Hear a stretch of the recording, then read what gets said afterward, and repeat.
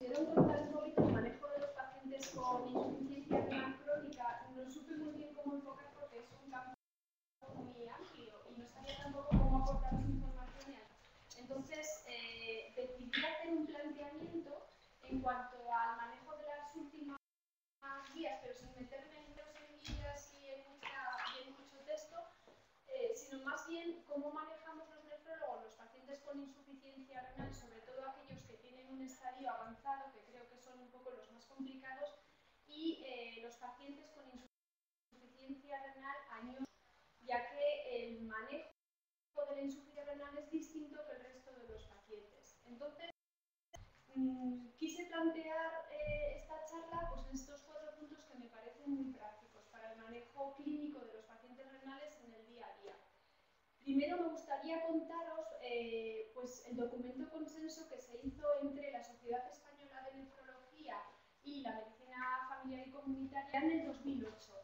Este documento se creó, ahora os diré, con la finalidad de aunar criterios entre lo que son los médicos de familia y los nefrólogos a la hora de derivar a los pacientes con enfermedad renal y de que pues, a nivel de primaria encontréis una ayuda y herramienta para manejar estos pacientes y una derivación cuando vosotros queráis. El segundo grupo que voy a tratar es el manejo de la tensión arterial en los pacientes con enfermedad renal.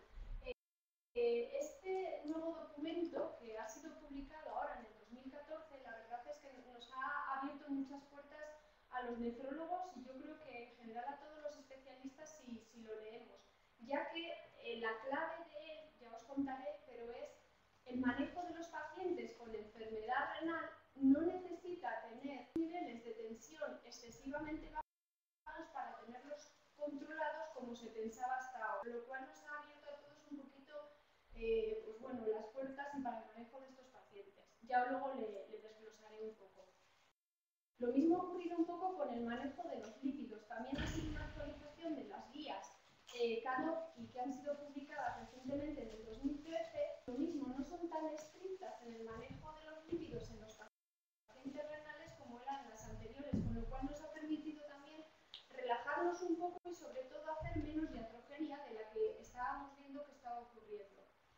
Y por último, he querido poner esto que es quizá un poco más específico de la nefrología, pero me apetece porque son las guías que también están presentes en nuestra sociedad de nefrología sobre el manejo del hiperpara, pero no para daros esta información, sino más bien para la suplementación con vitamina D. ¿Qué es lo que estamos haciendo? Nosotros vemos pacientes en las consultas donde se está haciendo una suplementación con vitamina D inactiva de forma exagerada, de forma que no se sabe lo que se está haciendo, y se observan muchos fallos renales con hipercalcemias e hipercalciurias secundaria a esto. Se da, por ejemplo, una vitamina D, por poneros un ejemplo, un hidroferol de forma indiscriminada, pues 6 vitaminas o 6 gotas al día, y mides los niveles de vitamina D y dices, sí que estoy midiendo, estoy suplementando, sí, no, y a veces sí que vemos las consecuencias de esa suplementación pues no controlada en los pacientes con enfermedad renal. Sí que antes de empezar deciros que estoy hablando de pacientes con insuficiencia renal, no de pacientes, no de personas con filtrados glomerulares normales. Son pacientes distintos, son pacientes donde la mayor parte de estas sustancias se eliminan por el riñón, con lo cual niveles excesivamente altos pueden provocar toxicidad. Sí que quiero transmitiros lo que nosotros vemos en las consultas de nefrología, estos fallos que igual se hacen fuera sin ser conscientes de ellos y que nosotros recogemos para intentar, pues bueno, aunar un poco criterios. Entonces, voy a comenzar con este documento, que como os digo, es un documento creado en el 2008, en el que participaron nefrólogos y médicos de familia con la finalidad de aunar criterios a la hora de derivar a los pacientes con un fallo renal o con insuficiencia renal. Este documento se creó en un primer lugar a raíz de los resultados que se obtuvieron en un estudio que fue el estudio EPIRF. Es un estudio donde se valoró la prevalencia de la enfermedad renal en la sociedad española. No falta que leáis esto nada. A ver, este estudio lo que dijo es que la cantidad de pacientes con enfermedad renal que encontrábamos en la población española era muchísima mayor de la que pensábamos. Es la típica imagen, no sé si habéis visto, del iceberg, que nos mostraron hace años. Veíamos la punta de pacientes con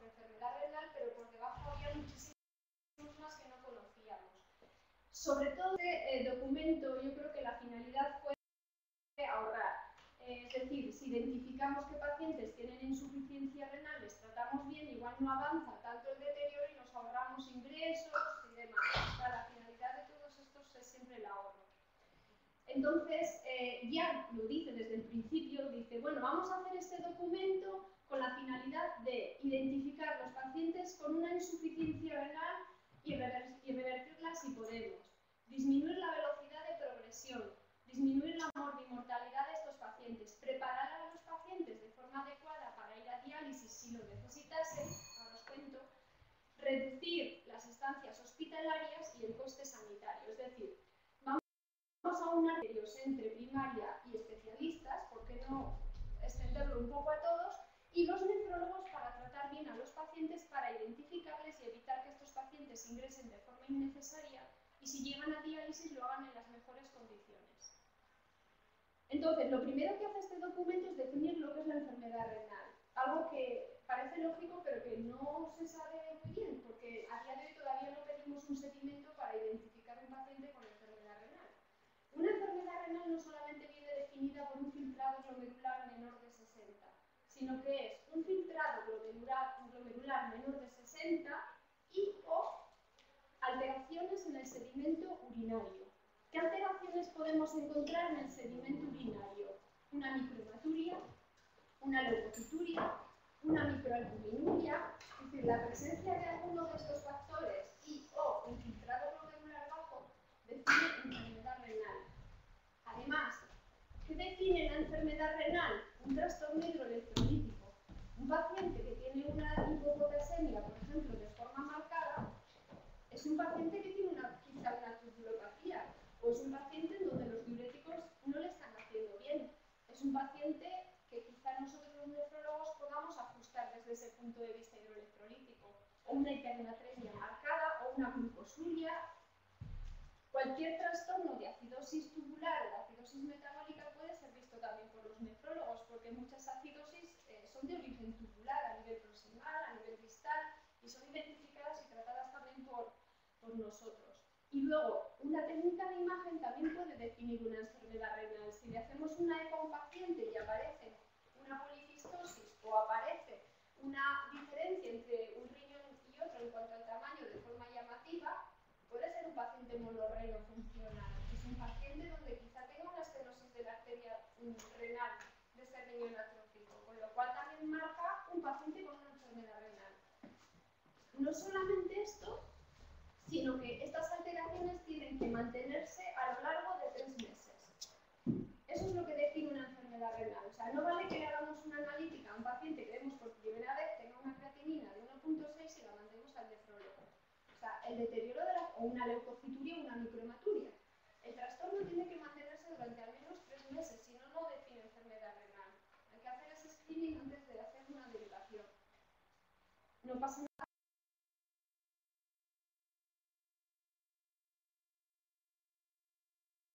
Según esta definición, las CADIGO hace ya muchísimos años, como ya sabéis, clasificaron la enfermedad renal en estos estadios. Esto ya lo conocéis de sobra. Pero ya os digo que lo que os voy a contar son cosas recientes, las cosas un poquito más nuevas. Esta es la nueva clasificación, que es muy parecida a la otra, que se ha creado, se ha publicado en esta referencia en la revista de Nefrología en 2014, en donde la única diferencia, dos diferencias importantes. El estadio 3, que define filtrados glomerulares entre 30 y 60, lo divide ahora en dos, en estadio 3A y 3B. Esto es muy importante porque no es lo mismo tener un paciente con un filtrado glomerular 3D, por ejemplo, un filtrado de 30, que un estadio 3A, que es un filtrado glomerular de 60, o sea, de 30 a 60 hay muchísimo. Entonces, esa separación la hace esta nueva clasificación. Y luego, esta nueva clasificación también da muchísima importancia a la microalbúmina. Clasifican estadios A1, A2 y A3. Tanta importancia le da que estas guías, como todas las recomendaciones que encontramos, dicen que a veces la primera manifestación de un daño en los riñones es la presencia de una microalbuminuria incipiente. Te está manifestando que está ocurriendo algo a nivel sistémico, bien sea una diabetes que creemos controlada pero que no lo es tanto, bien sea una hipertensión que parece controlada pero que en casa o en cifras no está bien controlada, bien una vasculitis, es decir, la microalbúmina a veces es el primer signo de alarma de enfermedad renal y hay que tenerla en cuenta y monitorizarla. Y ya de por sí sola es un criterio de derivación al servicio de nefrología. Entonces, estas guías o estas recomendaciones no se centran solamente en controlar los factores de riesgo que conocemos ya todos más que de sobra, en cuanto a la hipertensión y demás, diabetes, los de Framingham que todos conocemos, sino que sobre todo se centra en no hacer daño. Es decir, no consiste solo en identificar un paciente que puede desarrollar una enfermedad renal que todos lo conocemos, sino que consiste en no provocar iatrogenia, que es donde han visto que es la mayor parte de los fallos renales y el mayor sanitario. He resumido un poco qué más importancia le dan estas recomendaciones, pero sobre todo a lo que nosotros vemos en las consultas de nefrología, para ver si os puede servir un poco. En primer lugar, y esto sí que lo dice la guía esta o estas recomendaciones, es todo paciente mayor de 60 años que vemos que empieza a hacer un deterioro de la función renal rápidamente progresivo, una eco renal. Porque un cuadro obstructivo puede estar subyacente, no cuesta nada hacer una ecografía, aunque tarde 6 meses en hacernoslas, no pasa nada, pero mejor encontrar el cuadro obstructivo 6 meses después que no encontrarlo, porque si nos encontramos muchas veces que pacientes nos llegan a consulta con filtrados glomerulares menos de 15, en la eco muestran riñones chiquitines y una hidronefrosis, y lo que ha estado ocurriendo es una hipertrofia de próstata con una obstrucción y un deterioro de la función del riñón. Entonces os van a decir, pero si yo meo, vale, mea pero por rebosamiento, es decir, o meas o explotas, no hay más. Entonces, tú meas, pero tu vejiga está dilatada y la hidronefrosis se produce, y eso te está provocando un adelgazamiento de la cortical y una insuficiencia renal que ya no revierte. Entonces, esto a veces, que son neos de vejiga, lo que lo provocan, o de próstata, se identifican, aparte de con la eco, con un sedimento donde vemos microhematuria. Es que el sedimento es fundamental para empezar a detectar que hay algo ahí en los riñones. Y luego, estas guías sí que hacen muchísimo hincapié a antiinflamatorios. Lo sabemos todos, pero todos lo damos. Y especialistas también. O sea, tú vas a trauma, te duele la rodilla y un Enantium cada 8 horas.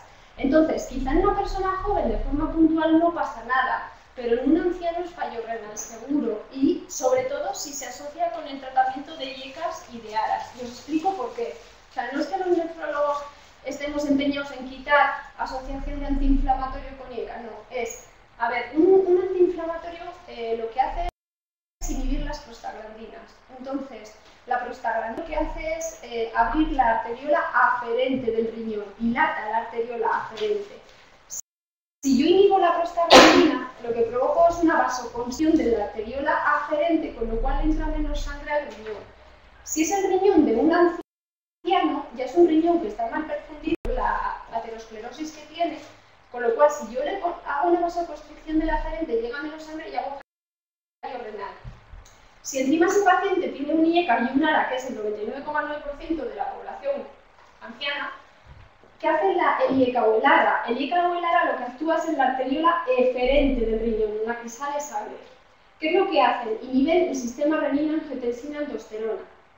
Este eje produce una vasodilatación de la arteriola eferente. Si yo doy un IECA e inhibo el eje, provoco una vasoconstricción de la arteriola eferente. Es decir, si yo estoy dando un inhibidor de prostaglandina y un inhibidor del eje, estoy provocando una constricción de la aferente y eferente, estoy provocando una isquemia en ese riñón. Entonces estoy provocando un fallo renal seguro. ¿Por qué no todos los que tienen esta asociación hacen fallo renal? Porque el riñón tiene mecanismos de escape. Pero un riñón joven, un riñón mayor que ya de por sí tiene una perfusión alterada, si yo le estoy dando esto, pues estoy provocando mucha posibilidad de un fallo renal. ¿Vale? No quiere decir que no se pueda dar, sino que si se da hay que vigilarlo y hay que controlar y no de forma prolongada. En cuanto a los ahorradores de potasio, ojo, son muy buenos diuréticos, muy buenos en los cirróticos, pero controlando el potasio. Un paciente que tiene un IECA o un ARA, que ya de por sí produce hiperpotasemia, si además le doy un ahorrador de potasio, Ojo, porque hay muchos casos de hiperpotasemias con fallos renales importantes. Diuréticos tiacídicos, buenísimos para el tratamiento de la tensión, buenísimos para controlar la bulimia, pero cuidado con la hipopotasemia. Cuidado con el anciano que hace un cuadro de diarrea, se deshidrata y sigue tomándose su diurético tiacídico. Se puede dar, pero siempre hay que avisarles, oye, si haces tal diarrea o tal, esto déjalo. Antidiabéticos orales, la metformina, buenísimos para el control de la diabetes, pero para nosotros, pues hombre, no tan bueno. Filtrados de 60 podemos mantener, filtrados de 30 los quitamos, porque sí que vemos muchísimos casos de acidosis metabólicas. En un paciente que no se descompensa, pues no pasa nada, pero en el anciano que está descompensado cada 2×3, con filtrados glomerulares bajos, vuelvo a decir, o sea, esto no es un paciente estándar, es un paciente que tiene ya algo de insuficiencia renal, pues sí que nos puede hacer bastante daño. Los fibratos, esto es algo que no se conoce mucho, pero es que los fibratos provocan un deterioro de la función renal de forma muy llamativa. Un genfibrocilo, un fibrato, sin más, te eleva la creatinina 0,1, 0,2, 0,3 según lo das. Si ya tienes insuficiencia renal, hay situaciones en las que casi te duplica la creatinina. Y es que es súper llamativo, consultas, vemos muchas veces, paciente que ha deteriorado la función renal en estos 3 meses. ¿Qué te han puesto? Pues mira, un fibrato de tanto, lo quitas y mejoran. O sea que es que, y más si se asocia con estatinas, eso ya luego os lo cuento, si se asocia con estatinas el fallo renal o el deterioro es seguro, si no, fijaros seguro. Estatinas, eso luego lo cuento, pero sí, hay que bajar el colesterol, el LDL, todo, pero ¿a costa de qué? O sea, y lo que os digo, filtrados glomerulares bajos, no estoy hablando de pacientes con un filtrado de 90. O sea, una estatina, me duele el músculo, me duele, no camino. Sí, pero es que tienes el LDL en un rango. A ver, que no, que hay que estabilizar la placa, pero esta es la visión del nefrólogo, que igual viene un cardiólogo por ahí y me mata, pero esta es la visión que nosotros vemos y lo que las últimas guías nos están diciendo. Antibióticos. No sé si habéis visto algún informe mío. Yo llevo la consulta de los pacientes prediálisis, filtrados bajitos. Entonces siempre pongo la coletilla, ajustar antibióticos a función renal y pongo el filtrado glomerular. A ver, la mayor parte de los antibióticos no hace falta ajustar, pero hay otros muchísimos que sí. O sea, un aumentine, por ejemplo, en un paciente que tiene un filtrado de 20, no toma un aumentine de desayuno, comida y cena, sino que toma un gramo al día y ya. Y con eso es suficiente, porque son de metabolismo renal o más que suficiente. Y del otro modo podemos provocar toxicidad. Septrin, ojo con el Septrin.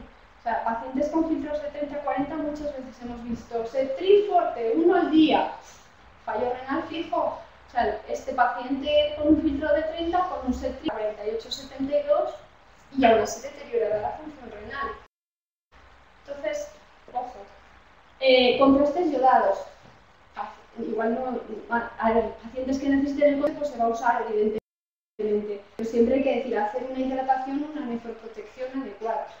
Entonces, son cosas que hacen referencia a estas guías donde dicen no es tanto el evitar el deterioro de la función renal, sino el no hacer daño, el no provocar el inicio del daño renal ni la progresión acelerada.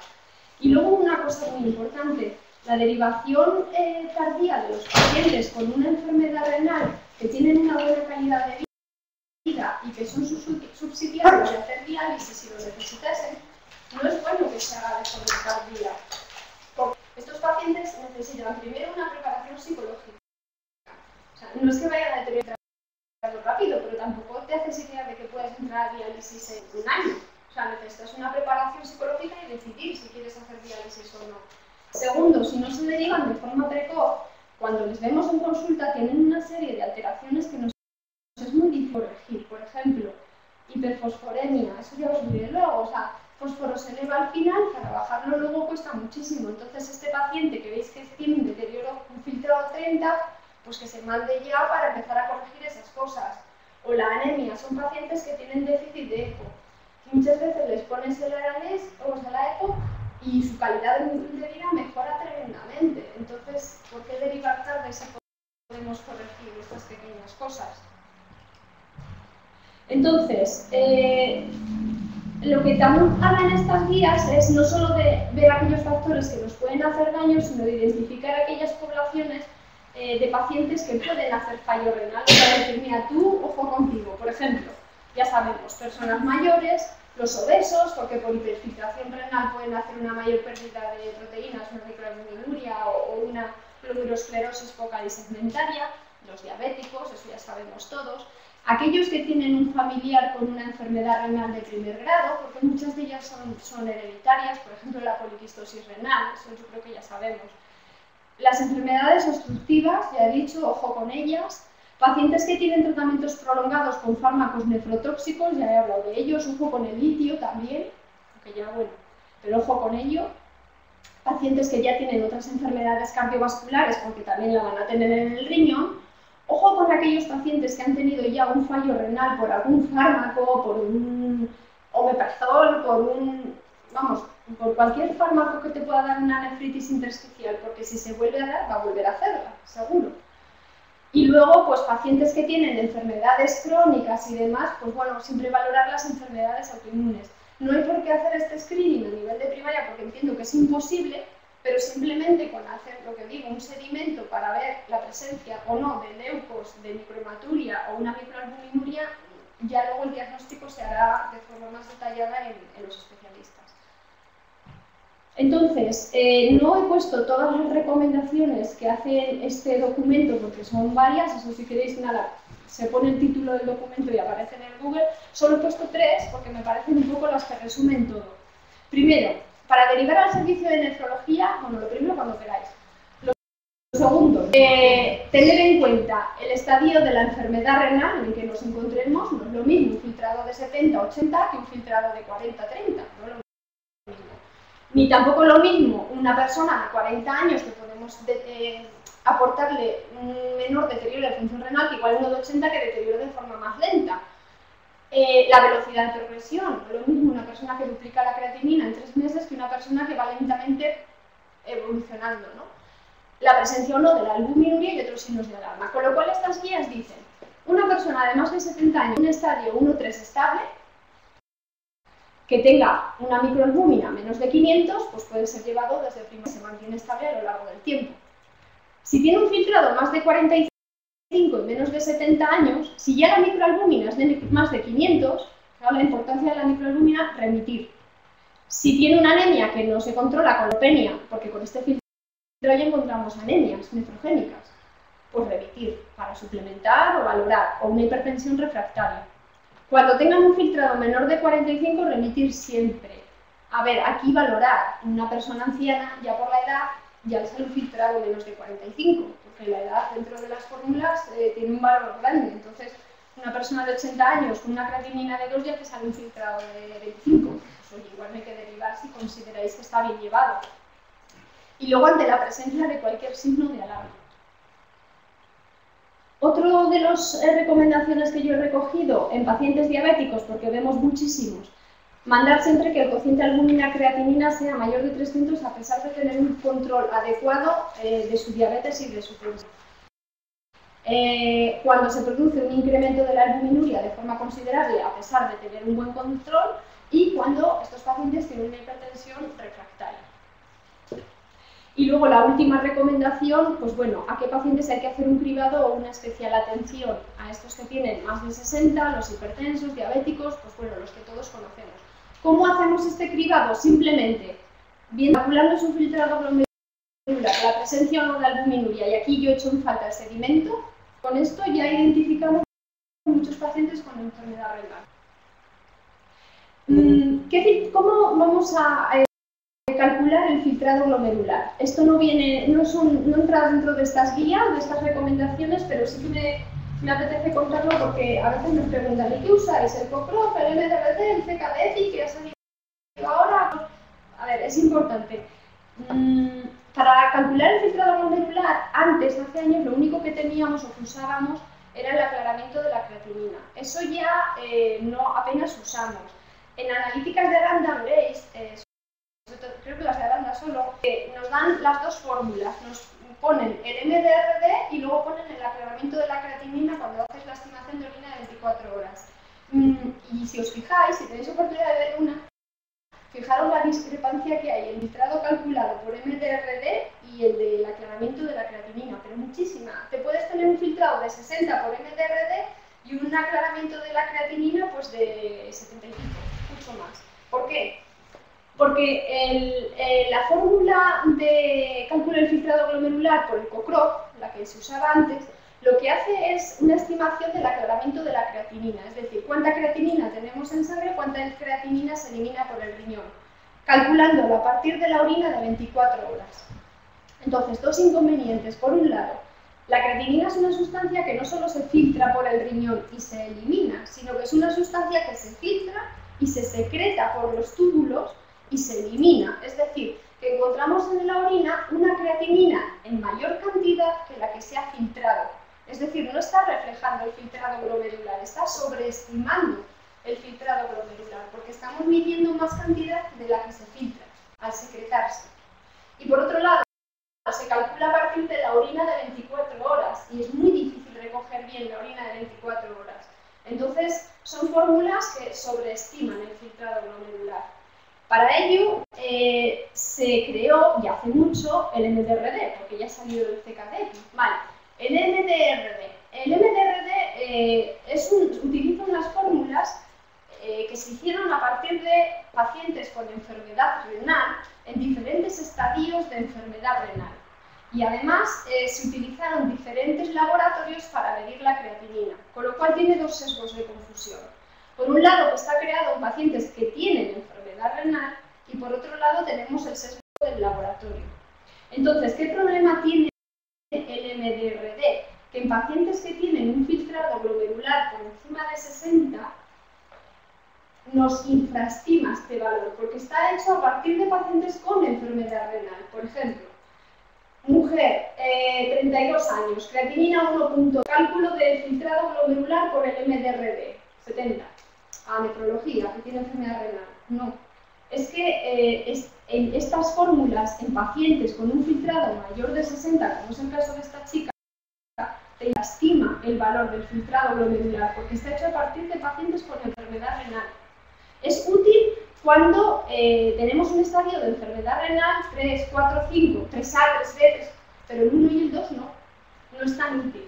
Entonces, para mejorar esto es por lo que se ha creado esta otra fórmula que lo que hace... Os voy a poner más. A ver, en esta diapositiva os pongo la diferencia entre el CoCRO y el MRD, ¿vale? En donde te dice un poquito el perfil de pacientes que se han utilizado, que son muy distintos, la sustancia que se mide, si se ajusta o no superficie corporal y si se ha hecho sobre pacientes renales o no, ¿vale?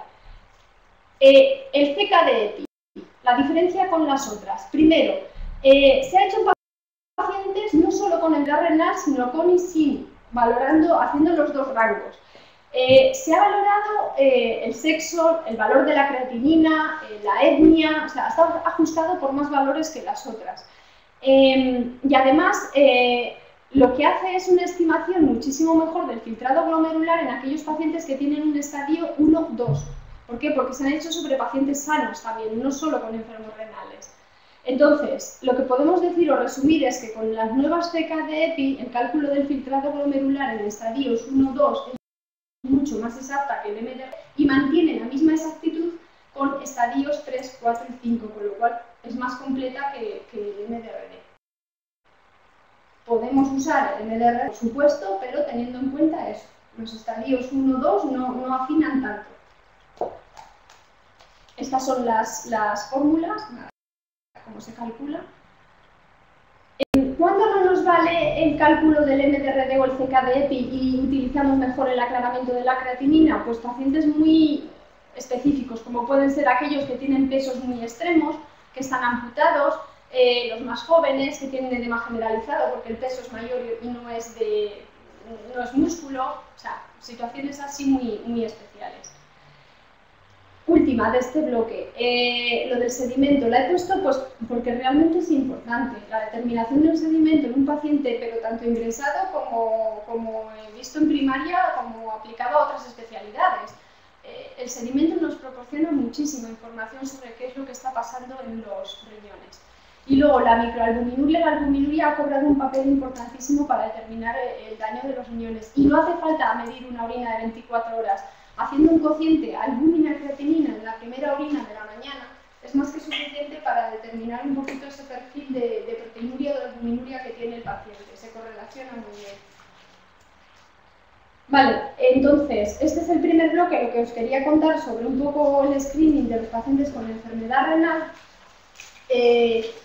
Os voy a contar así un poco también por encima las nuevas guías sobre el manejo de la tensión en los pacientes con enfermedad renal. Como os digo, son unas guías muy innovadoras que la verdad es que nos han relajado muchísimo a todos, porque os las puedo resumir en una palabra, y es que el nivel óptimo de tensión arterial al que hay que llegar es 140-90.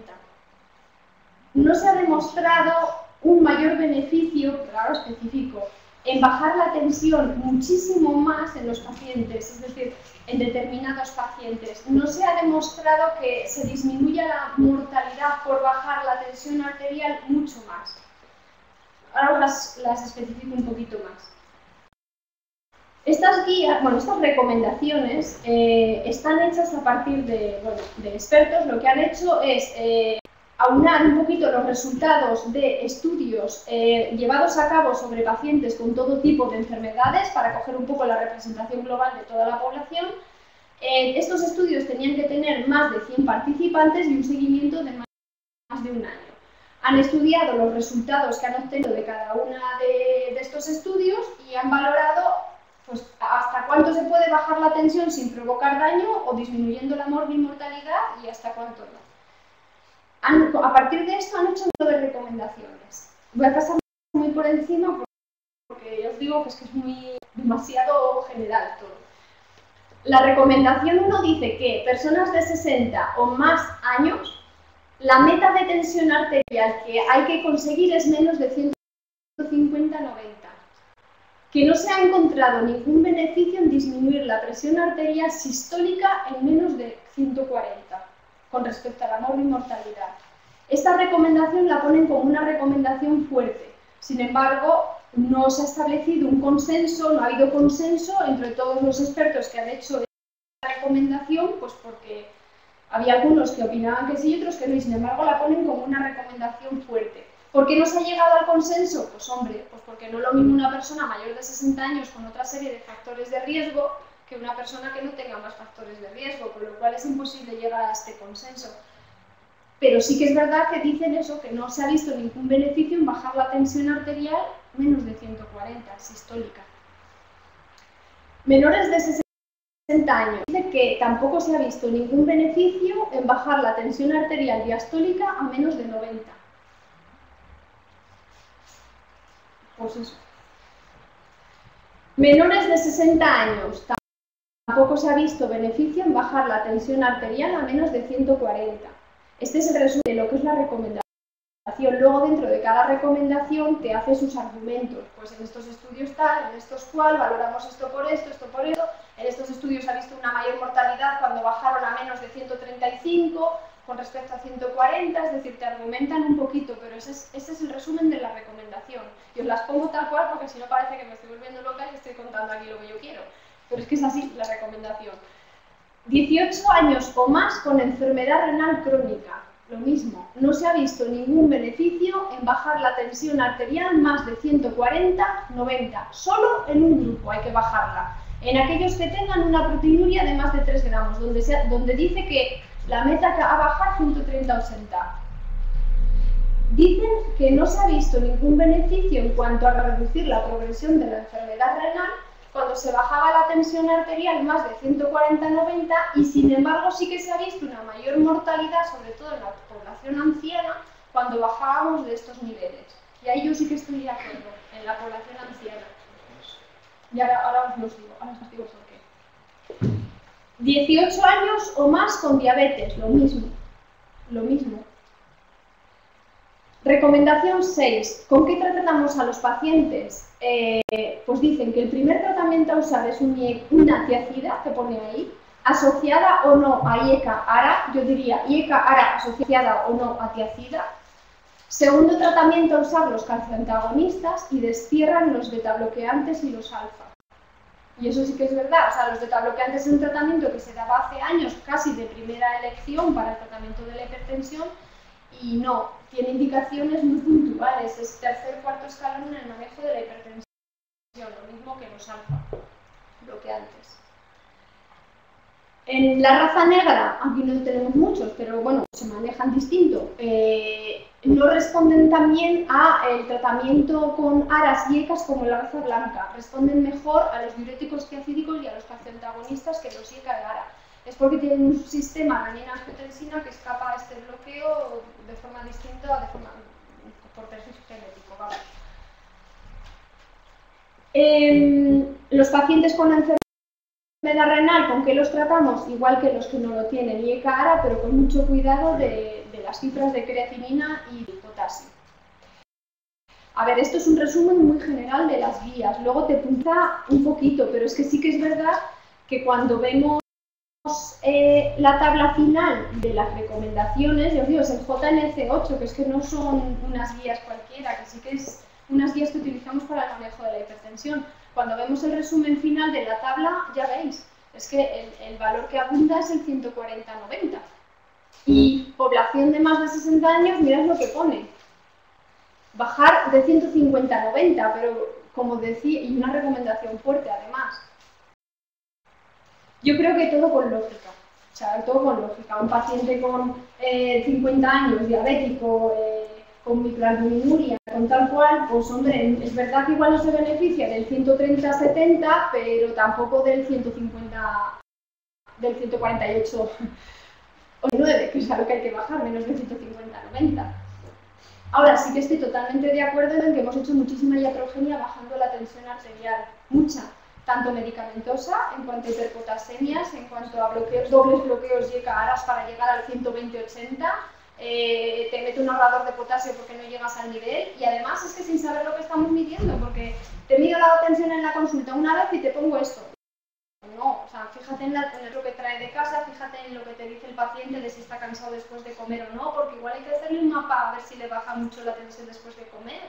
O sea, yo creo que estas guías están dirigidas a quitar un poco el daño que hemos hecho. Lo que pasa es que son demasiado light, igual, no sé, no se mojan mucho, pero bueno, me gusta más esto que el otro, todo con lógica. Tratamiento que usamos, pues lo que os he contado, es la tabla final del resumen de la guía. Esto. Y luego, las dosis máximas a utilizar de cada uno de los fármacos, pues lo mismo. Hay una tabla al final, está un poco borrosa, pero nada, ponéis JNC8 en el Google y ya tenéis la guía, la descargáis. El JNC8 es Joint National...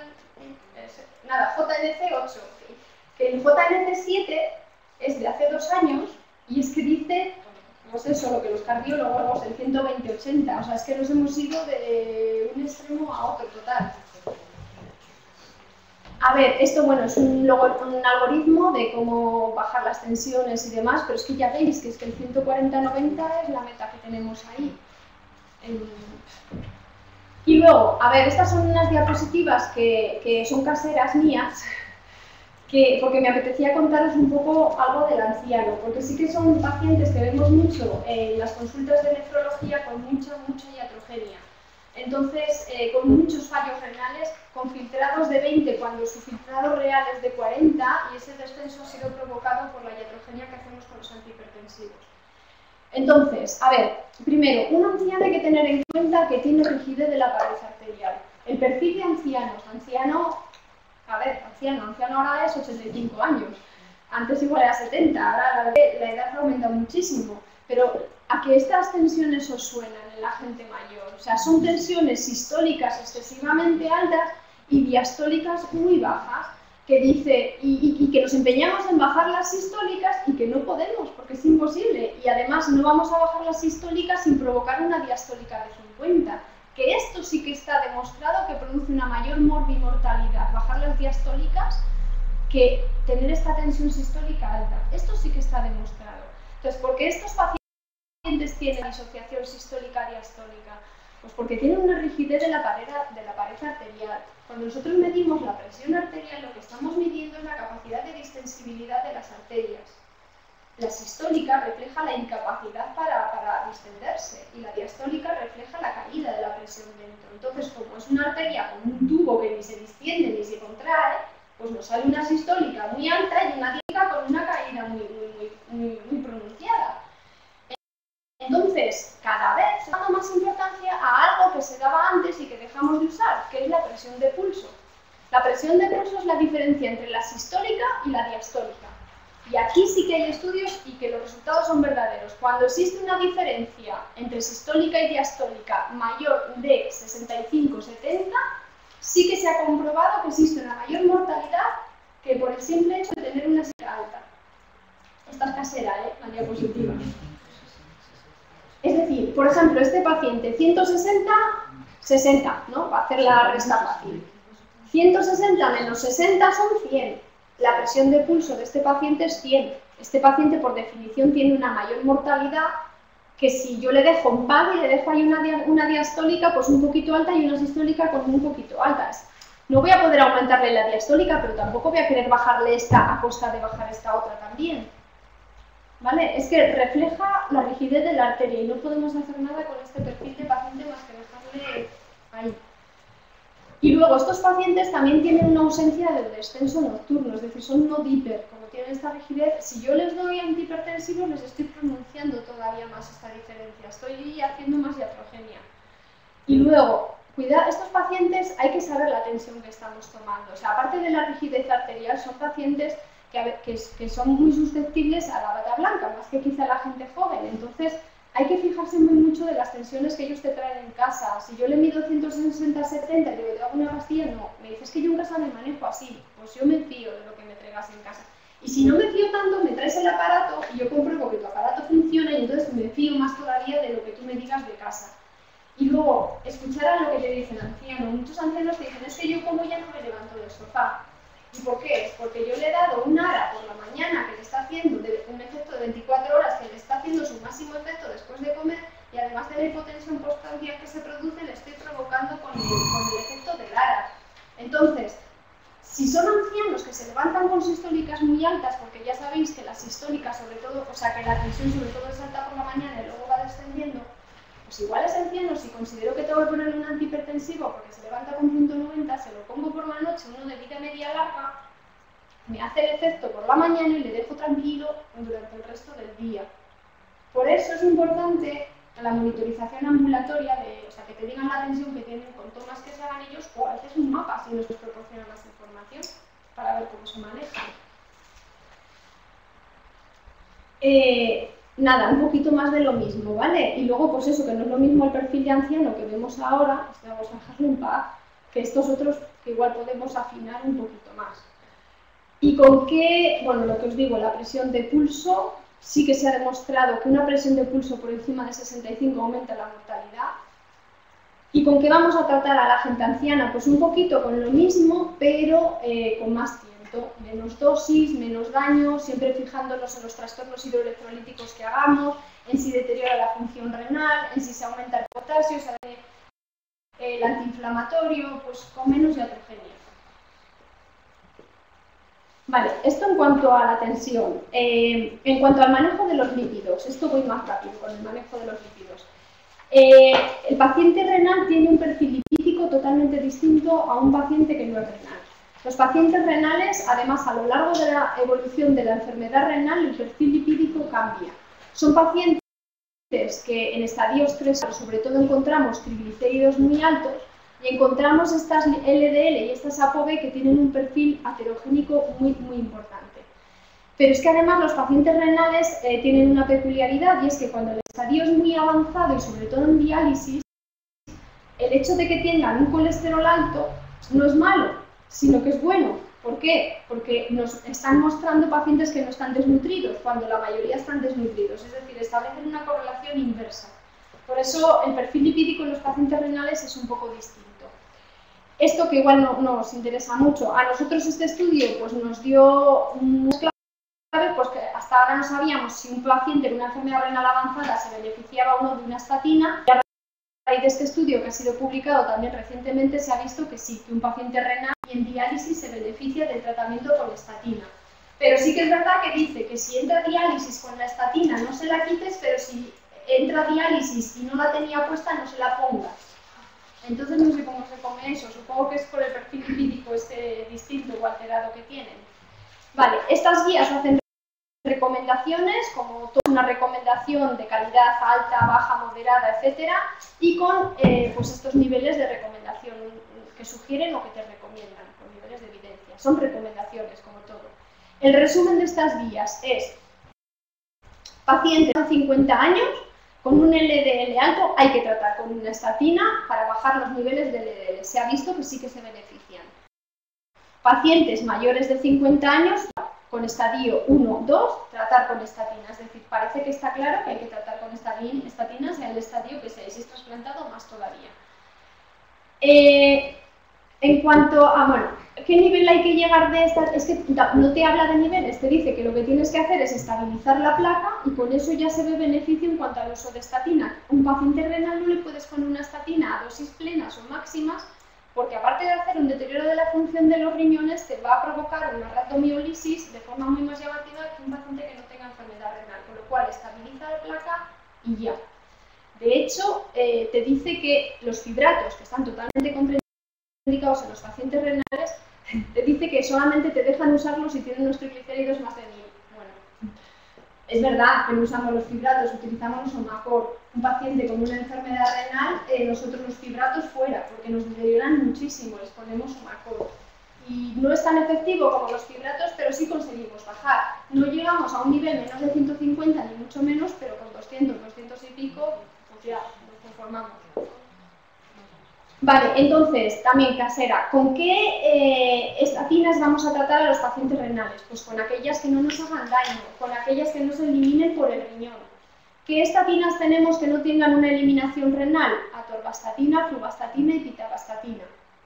También tener en cuenta las estatinas que tienen un metabolismo hepático, porque como son pacientes que tienen de todo, si se metabolizan mal en el hígado, más se va a eliminar por el riñón, aunque no tengan eliminación renal. Pero bueno, tener en cuenta que estas son las de metabolismo hepático. Entonces, nosotros de usar una estatina, usamos las que no, preferimos usar las que no tengan eliminación renal. Y si usamos una que tenga eliminación renal, hacerlo a dosis más bajas. En cuanto a los fibratos, quitamos los fibratos. Ya puede tener unos triglicéridos que un fallo renal o una insuficiencia renal considerable con un estadio mayor, fuera los fibratos. Sobre todo el genfibrocilo. Nos provoca una elevación de la creatinina muy marcada. Fijaros, simplemente el ponerlo ya nos eleva la creatinina esto. Esto en un anciano que tiene un filtrado bajo ya es mucho, pero esto como poco. Y si encima están asociados a una estatina, pues el riesgo de rhabdomiólisis es muy elevado. Entonces, conclusión de este bloque, que ha sido un poco más rápida que el otro. Parece que está demostrado que el uso de la estatina es eficaz, que hay que intentar estabilizar la placa en los pacientes renales y hay que intentar no hacer iatrogenia, pues como todo. ¿Vale? Y paso ya al último bloque, un poco rápido porque ya supongo que estáis cansados. Vale, el uso de la vitamina D es un poco más específico del riñón, pero sí que me apetece así contaros porque a veces, pues eso, estamos dando vitamina D un poco de forma indiscriminada. Estas son las guías también nuestras del manejo de los pacientes con del trastorno del metabolismo óseo mineral en pacientes con enfermedad renal crónica, ¿vale? Entonces, a ver, muy en resumen, ¿qué es lo que ocurre en un paciente con una enfermedad renal y con el calcio, el fósforo y todo este metabolismo? Pues todo este mare magnum, que se sepa a día de hoy. Entonces, ¿cómo empieza todo? ¿Vale? Por resumir, un paciente que tiene una enfermedad renal tiene el déficit de esta enzima, 1-alfa-hidroxilasa. Como sabéis, esta enzima es el encargado de transformar la vitamina D inactiva, es decir, hidroferol, ergoferol, todas estas gotas que damos de vitamina D inactiva, en vitamina D activa, calcitriol, ¿vale? Calcitriol, el rocatrol, por ejemplo, ¿vale? Para que nos suene. Entonces, el déficit de esta transformación hace que este déficit del calcitriol, que es la hormona que regula el metabolismo del metafósforo cálcico, haga de estímulo para que no se absorbe, o sea, provoca un déficit de la absorción de calcio a nivel intestinal. Este déficit de calcio a nivel intestinal provoca niveles bajos de calcio. Niveles bajos de calcio es el principal estímulo para que la glándula paratormona, esta de aquí, se provoque la secreción de la PTH. ¿Cuál es la finalidad de la secreción de PTH? Mantener unos niveles de calcio en sangre adecuados. Además, el déficit del calcitriol por sí solo, a través de receptores en la propia glándula, hace que se secrete la PTH. ¿Por qué es tan mala la PTH? Pues porque la finalidad que ella tiene es mantener niveles de calcio adecuados en sangre. ¿De dónde saca el calcio la PTH? Principalmente de la resorción del hueso. Provoca una resorción del hueso para que salga calcio a la sangre.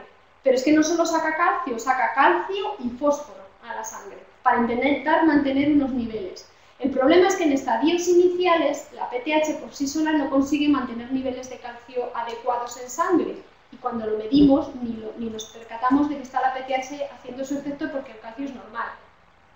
Y el fósforo, a pesar de que está provocando una resorción del hueso, también el fósforo es normal porque el riñón tiene mucha capacidad de eliminar fósforo en estadios iniciales, con eso, por lo tanto, ni nos damos cuenta en sangre de que tenemos ahí esa PTH haciendo el efecto.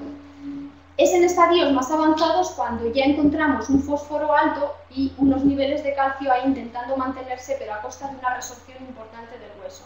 ¿Por qué os hablo del fósforo? Porque al principio de toda la charla os dije que cuando derivamos a un paciente con enfermedad renal en estadio muy avanzado, le encontramos ya con un fósforo muy alto que no refleja más que todo esto, y ya nos es muy difícil bajar el fósforo y revertir el efecto que se ha producido en el hueso.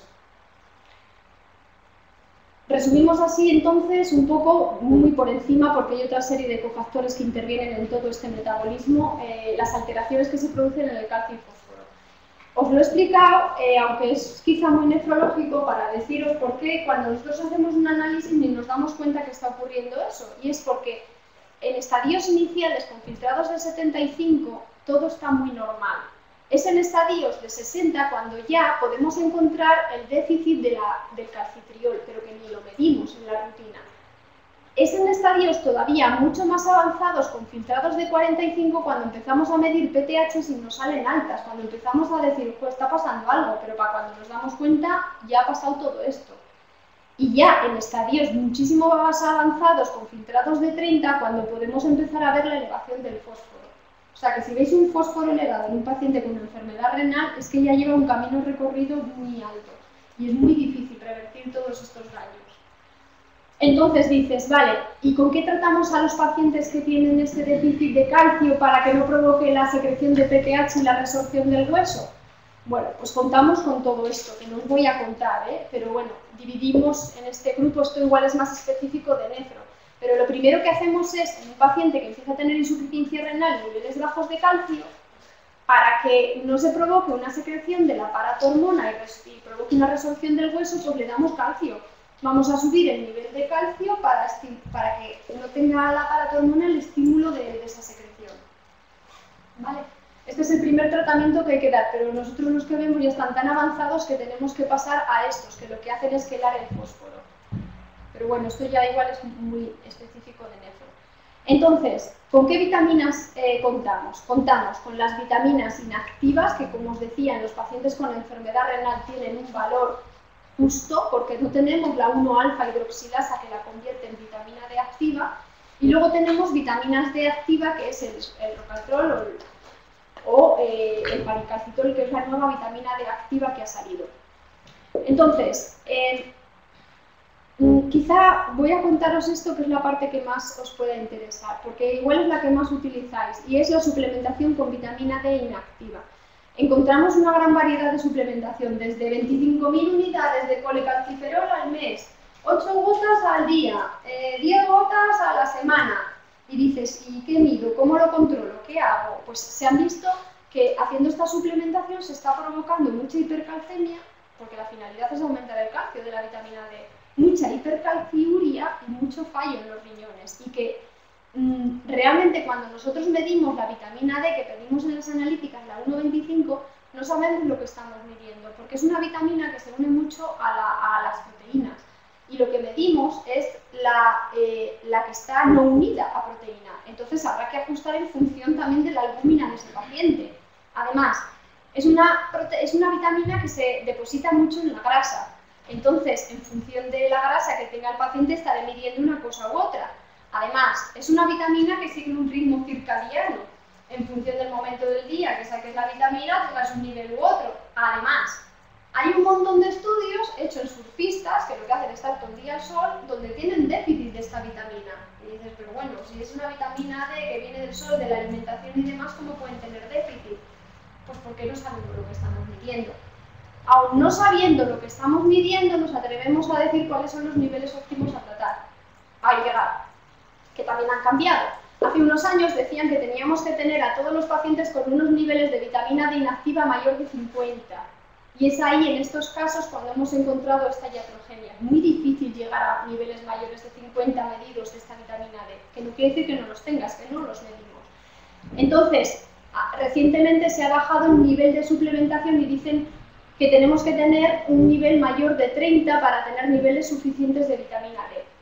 Que entre 20 y 30, pues bueno, y menos de 20 están deficientes de esta vitamina. Yo estoy segura que si nos hacemos una vitamina D, todos los que estamos aquí nos dan menos de 20. Seguro, porque es que no sabemos lo que estamos midiendo. Pero aún así sí que recomiendan suplementar. Y esto es en los pacientes sin enfermedad renal. Porque en los pacientes que tienen enfermedad renal, aparte de suplementar con esta vitamina D inactiva, necesitamos suplementar con vitamina D activa. Ya os he dicho que el riñón no funciona bien. Entonces tenemos calcitriol, paricalcitol. ¿Qué hacen estas vitaminas? Pues en vez de necesitar a la 1-alfa-hidroxilasa para ser activa, ya son activas de por sí. La diferencia entre esta y esta es que actúa sobre los receptores de forma indiscriminada y esta actúa de forma un poquito más selectiva. Entonces, ¿qué nos provoca el rocatrol, para que nos entendamos todos, o el calcitriol? Pues provoca la actuación en unos receptores que no es que no debería, porque el receptor está ahí y está para algo, sino que, por ejemplo, actúa a nivel del intestino provocando un aumento de la absorción de calcio. Entonces provoca más hipercalcemia que lo que provoca la otra, porque la otra actúa un poquito menos a nivel intestinal y no provoca tanta hipercalcemia. No sé si me consigo explicar. Al no provocar tanta hipercalcemia, tampoco provoca tanta calcificación. Entonces, ¿cuál de las dos usar? Pues si no queremos provocar mucha hipercalcemia, vámonos a paricalcitol. Y si lo que tenemos que hacer es subir niveles de calcio y además tratar con vitamina D, vámonos a la otra. Esta es la última tabla ya. Son las recomendaciones que hacen nuestras guías sobre cada cuánto hay que medir los niveles de calcio, PTH, tal. Pues ¿por qué? Porque a la vez que viene a la consulta ataca calcio, fósforo, PTH y tal. Pues no, porque la PTH no varía tanto de un mes a otro, entonces al final sí que es verdad que es un gasto innecesario. Entonces establecen un poco también cada cuánto hay que medir las cosas. El resumen de todo lo que os he contado, que también es casero, yo creo que consiste a nivel de primaria o de otras especialidades, todos estamos un poco en el mismo barco, identificar aquellos factores de riesgo que podamos evitar. No los que ya vienen de fábrica, la hipertensión, la diabetes, no, los que podamos evitar, la iatrogenia que podamos hacer, tanto en primaria como a nivel de especialistas, para evitar el desarrollo y la progresión de la enfermedad renal. Replantearse los nuevos objetivos de tensión, en función de la edad, factores de riesgo, pero sobre todo llegar a un consenso entre todas las especialidades. No puede ser buena para mí una tensión de 140-90, pero para el cardiólogo 110-70, porque volvemos loco al paciente. Entonces, un poco entre todos. Llegar a unos niveles objetivos de perfil lipídico, pero ¿hasta cuánto? Ya sabéis que todo esto es muy comercial. Entonces, a veces los niveles, pues bueno, no son más que reflejo un poco de lo que se quiere vender. Entonces habrá que ver si estabilizar la placa es tan efectiva como llegar a un nivel objetivo que hoy es 140 y mañana igual es 200, sin hacer daño. Y luego la suplementación con vitamina D, pero ¿hasta dónde? Pues no se sabe, todo con lógica. Yo en verano le quitaría la vitamina D porque ya tenemos muy suficiente y en invierno un anciano, pues igual sí, pero con lógica. Y esto es todo lo que os quería contar.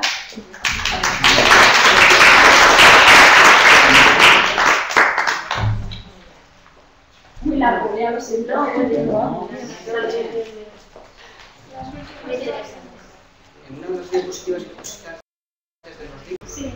En la asociada una fibrato con la estatina, ¿ponía fluostatina? ¿Era lo que recomendabas? Sí, la verdad, mira. Sí. Levanté la cabeza. En el paciente renal o en el... Si no es un paciente renal, me parece. Sí. A ver, el fibrato no. Ya. El renal no. Y si tienes que bajar los triglicéridos, utiliza el Omacor. Que puedes dar uno cada 8 horas. Ahí, la siguiente. Es que levante la cabeza. Mira, ¿ves? Es que dentro de esta es la que menos interacciona, la que menos fallo renal te puede provocar. A ver, dentro de las tablas es la que te pone de usar, pero es que nosotros las quitamos según te viene, porque, a ver, es que, a ver, si tiene 350, tú le pones un Omacor cada 12 horas y igual es verdad que no le bajas al nivel objetivo que tenemos, pero ya le bajas a 200, 230, pues ya está, tampoco, y no le estás provocando con el fibrato eso. Si el fibrato de por sí, aparte de elevar la creatinina, el problema que tiene es que nadie está exento de una diarrea, del antidiabético oral, de una neumonía, de una infección de orina que te den un antibiótico. Entonces ya es todo lo que te puede hacer que el fibrato haga daño, no solo el fibrato por sí. Porque el fibrato de por sí le pones y dices, vale, ya sé que tu creatinina no es un 2,2 sino que es 2. Pero ¿y lo que le pase luego? Hombre, por ejemplo, los rumanos tienen triglicéridos altísimos. Ya veis, 800, eso es un perfil metabólico genético de ellos, es que es imposible bajárselo por mucho que le des, y es verdad que les das los fibratos y mejoran. Vale, pues si no tienen insuficiencia renal, sabiendo que te puede deteriorar la función renal y monitorizando, pues bien, pero si tienen insuficiencia renal, no sé, hasta nosotros no les damos el Omacor uno cada 8, si es que además es cambiarles el estilo de vida, aparte del factor genético que tengan. Hay gente que come con muchísima sal, muchas latas y así, es muy difícil. Pero bueno, es que esto sobre todo es el enfoque a pacientes con enfermedad renal, que no es lo mismo que la población general. ¿Y de la vitamina D qué recomiendas? ¿La mensual o yo ahora con lo de las gotas tenías una manera de...? Sí, yo ahora les suplemento con 25.000 unidades al mes. Bueno, sí. Que ha salido ahí el botequillo, que entonces sí que les suplemento lo mismo, pero me pasa igual, no sé lo que estoy dando y hasta cuándo estoy llegando, pero sí que veo que lo doy y me aumenta el nivel de calcio. Entonces con eso consigo no darle otro suplemento de calcio mayor. No sé si estoy llegando al nivel de 20, 25, de 30 o de 12, como me dice la analítica, pero sí que veo el efecto que me está provocando y veo que me sube un poquito el calcio y me baja la PTH. Luego algo estoy haciendo. Y es verdad que el paciente renal no transforma toda la vitamina D inactiva que debería, pero es que el 1-alfa-hidroxilasa, esa enzima, lo hay en otras partes del organismo, además del riñón, con lo cual hago algo. Entonces yo sí suplemento, pero no con tanta dosis como se hacía antes. Y sí me gustan las ampollas porque le das una y se olvida y sabes que lo va a tomar. Y en verano. Bueno, en Burgos, en 2 meses en Burgos. ¿Cuándo volver a hacer la analítica para controlar? ¿Cuándo volver a hacer la analítica para controlar el déficit? A ver, depende del estadio de enfermedad renal. Yo creo que si no tiene enfermedad renal no te hace falta el control. Sabes que lo está dando y ya. En un enfermo renal yo le hago en 3 meses el control de la vitamina D. Pero es que igual parto de vitamina D16, le hago el control a los 3 meses y sigo teniendo 16. Pero es que no es verdad, porque yo estoy viendo que el calcio me ha subido y la PTH me ha bajado. Y otras muchas veces sí sube, paso del 16 al 23, digo, bueno, venga, ya estoy más o menos en rango. Pues que sobre todo veo el efecto. Un anciano, pues yo le daría una bote de estos al mes y con eso ya es suficiente. Descansas en verano. Y vigilando el calcio, porque si ya parten de calcios de 10,5, si le das la vitamina D, le vas a provocar hipercalcemia y fallo en los riñones. Si ya tienes un calcio alto, no puedes dar la vitamina D. Esta vitamina D no puedes darla, vamos, que le provocas hipercalcemia, pero si la das controlando el calcio. ¿Qué analgésico darías en la sesión? Teniendo una persona en insuficiencia renal, teniendo en cuenta que los ancianos... Sí, yo siempre les pongo... Concretamente, el enantium. Sí, no, los antiinflamatorios nada, pero ni en pomadas.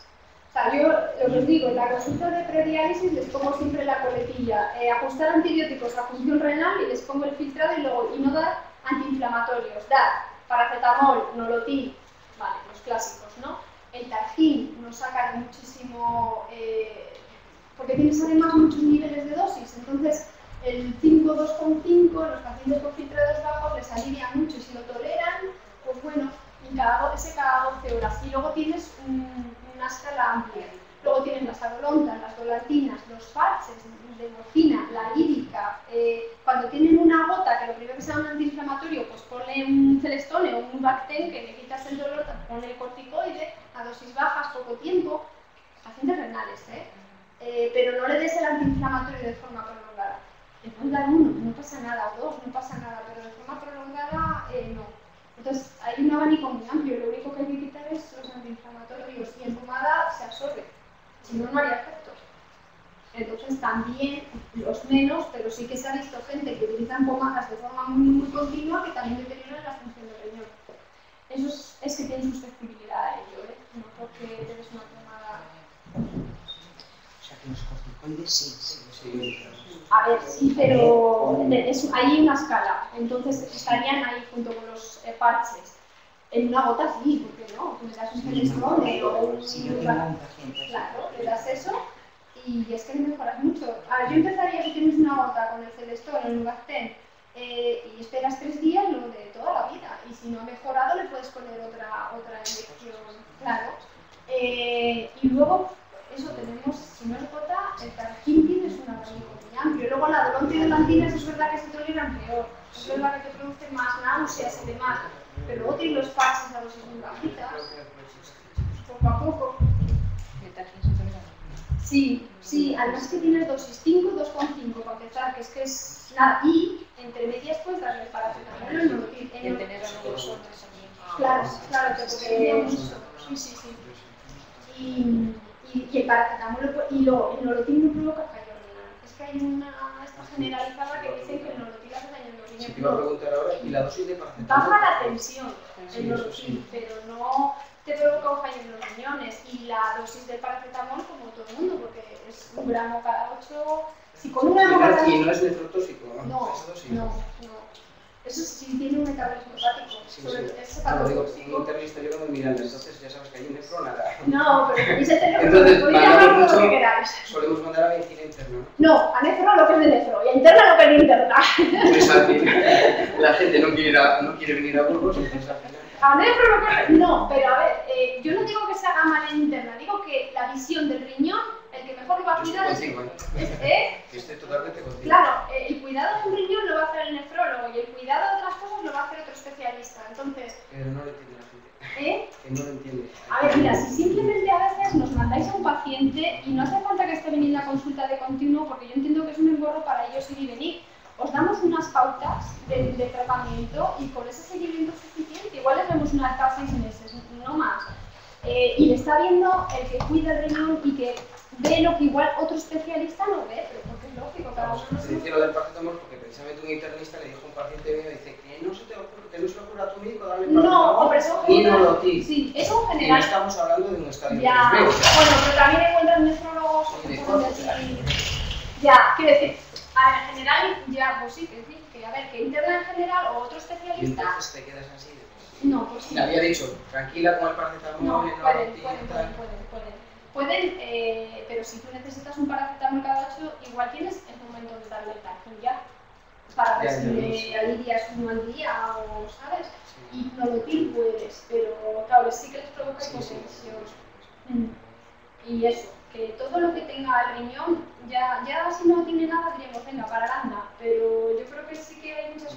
Mira, nos hemos encontrado muchos pacientes búlgaros y así, que han venido con filtrados ya muy bajos, porque se han seguido en otras especialidades que no miman tanto el riñón. Entonces, si tú tienes una creatinina de 2 en un búlgaro, porque es que son súper hipertensos, es que tienen un metabolismo. No le dejes la siguiente analítica para 6 meses, porque te le vas a encontrar con 6 de creatinina, porque es que no hacen bien las cosas y encima tiene mucha patología cardiovascular. Este paciente yo lo hubiese visto en un mes, a ver por dónde tira. Encima le baja la tensión y claro, la creatinina, porque estás dejando sin perfusión el riñón, que es lo que tienes que hacer. Entonces, pues eso, cada uno lo suyo. Sí. Sí,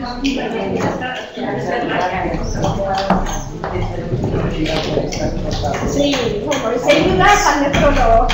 No pasa nada. Sí, me encanta.